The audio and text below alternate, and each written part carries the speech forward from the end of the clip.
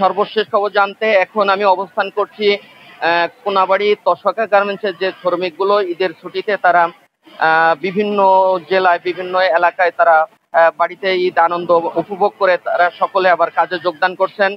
এই সর্বশেষ খবর জানতে আমি এখন তসকা গার্মেন্টসের সকল শ্রমিকদের কাছে বিষয়টা জানছি যে তারা ঈদের ছুটির আগে বেতন বোনাস সকলে পরিশোধ করছেন, তারা ঈদ আনন্দ কাটিয়ে আবার কাজে যোগদান করছেন। সরকারের আইন অনুযায়ী আমাদের 10 দিন ছুটি দেওয়ার কথা, আমাদের 10 দিন ছুটি দিয়েছে এবং আমরা 10 দিন ছুটি পেয়ে গ্রামের বাড়িতে গিয়েছি। কখনোই বকেয়া কোনো বেতন রাখে না, আমাদের সবগুলো ক্লিয়ার করে দেয়।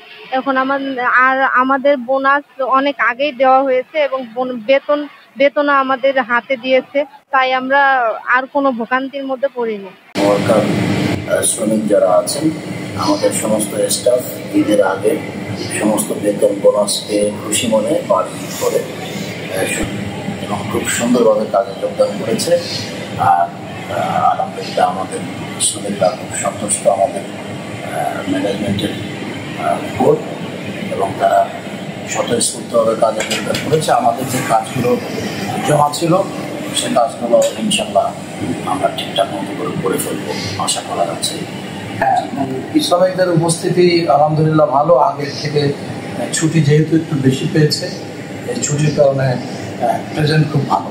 মোহাম্মদ জুলফিকার আলী জুয়েল, তসকা গার্মেন্টস, গাজীপুর।